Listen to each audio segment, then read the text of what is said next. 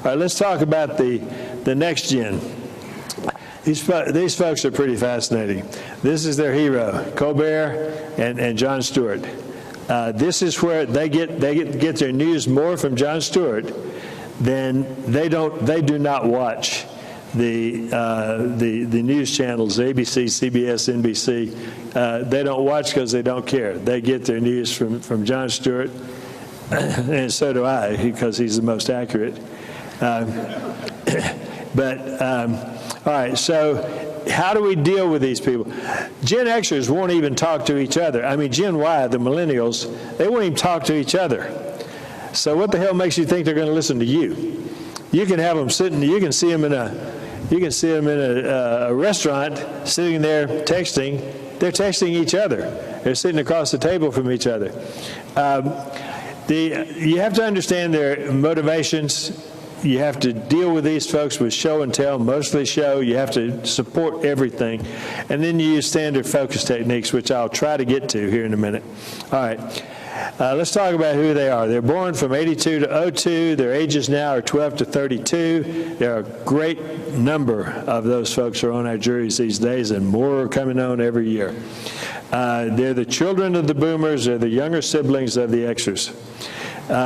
They are totally technological. 94% have cell phones, 76% use instant messaging, 92% multitask and message, usually while they're driving. They're the second largest population, 75 million of these folks. Now, here's where they start really separating out from Gen X. They self-identify. This is they self-identify as only 38% self-identify as white. They got left off. They're more liberal and more Democrat than ever before. These are the folks who, more than any other single demographic, these are the folks that elected Obama as president. 50% are entering college, which is the highest percentage ever. Now, you want to start talking to these folks about how your poor old client lost wages while he was off from work. It'd say, welcome to our world, except that at least he had a job. Their unemployment rate is 20%, so they're not going to be, they've really got to have some really strong proof on somebody being hurt in that manner. They have less health insurance. They have the highest rate of obesity. They have concerns about their own declining health. They feel, now here's where they completely diverge from Gen X. They feel that the government, especially the federal government, should be doing more instead of less for them. They have a very adverse view of business. They want a job. They're looking for jobs. They really want to be employed, but they want to be employed in a job that has self-esteem, offers self-esteem. They're heavily burdened with school debt. So when you keep this in mind when you're talking to these folks and you're talking about your plaintiff who has a lot of medical debts and a lot of lost income and that sort of thing, they can identify, but there's also a reverse discrimination thing that can come into play there if you're not careful. These people are very strong rules followers. So this is why I'm saying they're accepting of authority. They follow rules. They're the most supervised generation in history.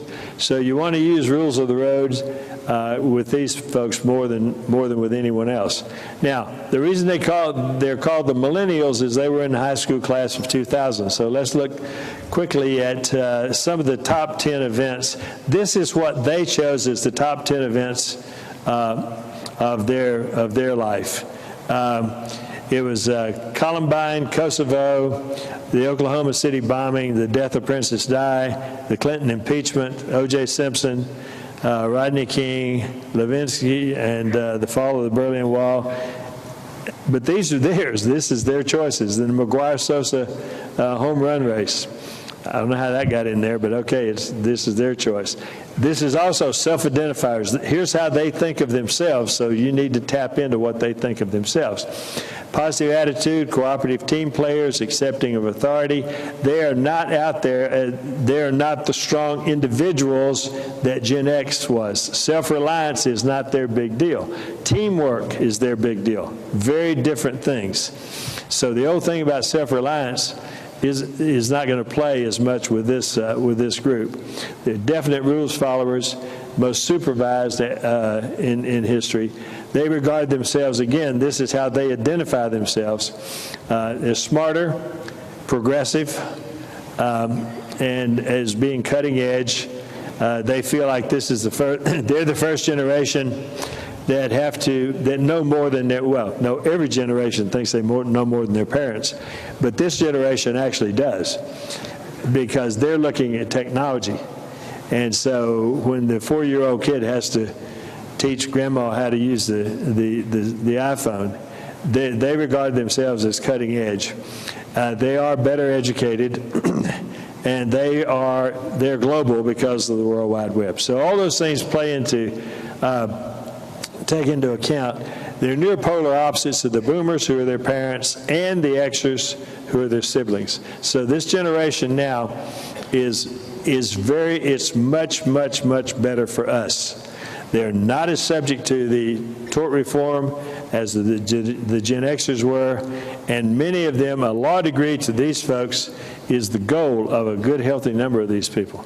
And either they or their friends are heading, 50% of them are going to college, and then either they or their friends are trying to get to law school. So the profession goes up in the eyes of this generation. Now, 12 negative key events. These are the cohort events: 9/11, the dot-com failures, corporate corruption, the divided country, the untrustworthy politicians, Iraq and Afghan wars, lack of security, shrinking salaries, shrinking opportunities, outsourcing of jobs, insourcing of foreign workers, taking jobs they would have had, and downsizing. So they have a lot of negative events as they see as playing against them. Generic communication, we'll go through these very rapidly. You prime your information for these folks just as you would in a news story: who, what, when, where, why, and how. You sequence your story to show proof to back up the allegations and the charges that you talked about in opening statement. Early proof, early hard proof, conscious mind appeal. The next thing is the plaintiff needs to have a definite plan of rehabilitation. This is part of the courage. You have to answer the question. Always be ready before you get to the courthouse, and don't do this the night before closing argument. You have to do it. You have to go over there knowing what you're going to do. What are you doing for yourself? That's what they want to know. What are you doing for yourself? You also answer the question, what good purpose will be served by an award of damages in this case? And you have to tell them, you have to have a plan to show them why money would actually improve the life of this person.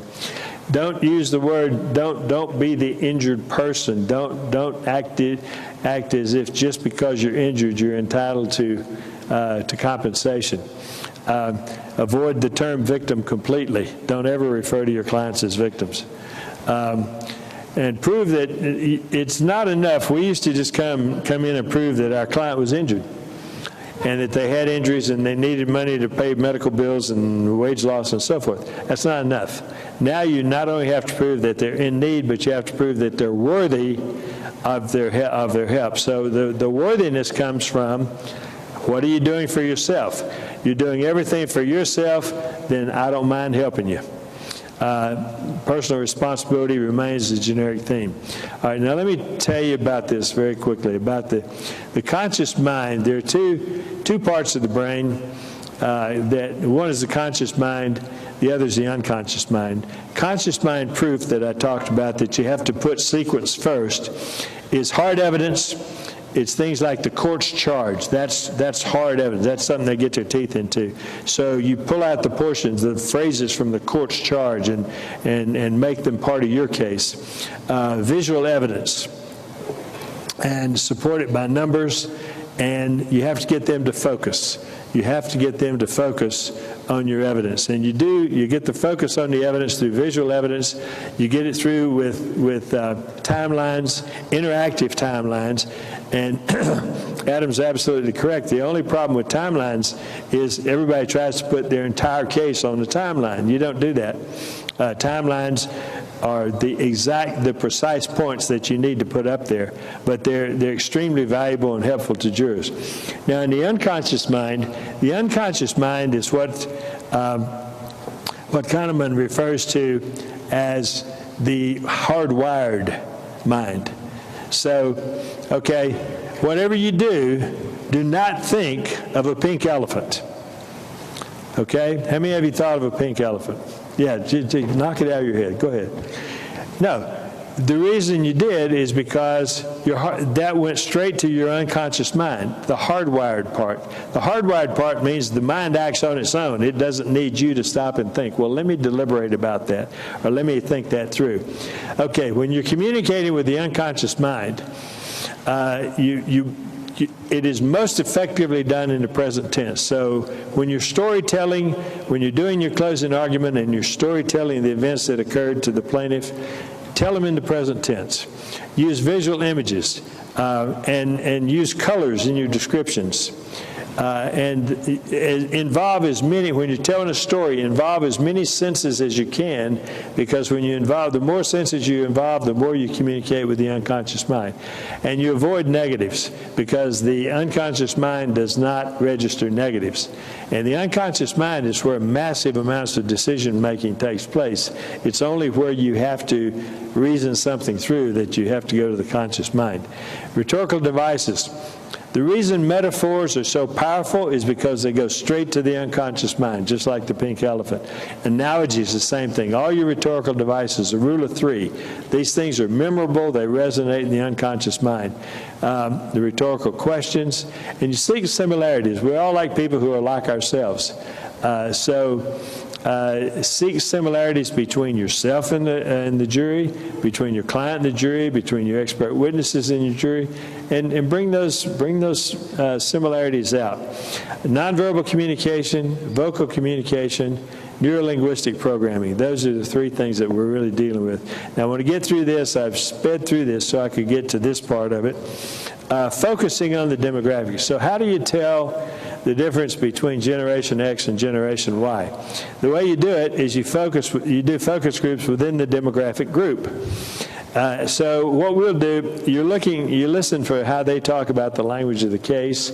You listen to the rhetorical devices that they use. What metaphors do they use? What analogies do they use?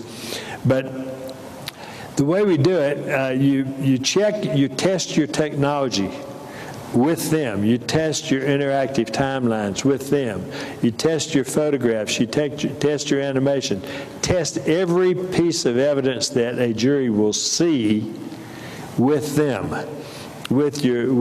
and then you test your storytelling, and you create storytelling using their language.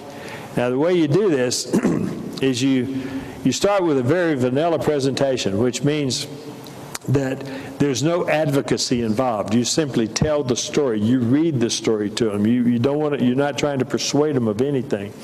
You read the story, and I'll get 18 or 20 or 22 focus group members. Let's take 20. We'll put 20 people in the room, and we'll make this vanilla presentation.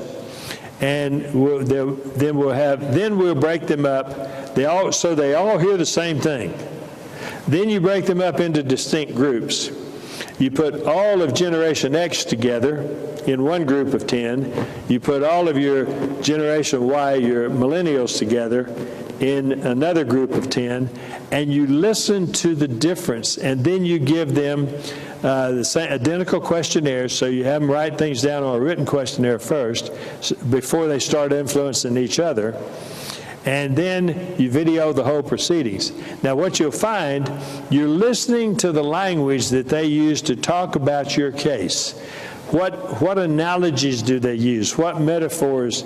And you'll find that Gen X will use different metaphors because they're grasping their own from their own lives, those metaphors that they think are useful and forceful. Then you'll hear different rhetorical devices used by the millennials. So we break them up, and you have you'll be amazed at the difference that you'll get. And then we do a rule of three quiz, and at the end of the whole thing, after we debrief them and do everything else, we do a rule of three, and we'll ask them something like, what were the three most important pieces of evidence in this case from the plaintiff? Or there's several threes you can do. What are the three things that you would most like to know that you don't have an answer to at this time? From all the things you've heard today, what are the three most important questions that you have right now that are in your mind that you don't know the answer to? That type thing. And you have them write those down. And then you test your graphics, you certainly test your timelines. I've put demonstrative evidence on for decades with focus groups. We started using focus groups in 1984. And I've never used, in a trial, I've never used a demonstrative evidence. I've never used anything that I show to a jury that I don't present it to a focus group first. And I will tell you that in at least 80% of all the graphics that I've shown to juries where I thought they were finished, as far as I was concerned, boy, these are good. I think about probably 4 out of 5 the focus group members have added some piece of information or given me a new viewpoint or done something that make this appear a lot better than what I thought was just absolutely wonderful. So you go over medical protocols with them. You try to get their answer to what's the difference in generational storytelling. How do you tell a story to the Gen X different from Gen Y? You test your case-specific facts, and then you test them on each separate element of damage. This isn't all in one focus group. These are a group of focus groups.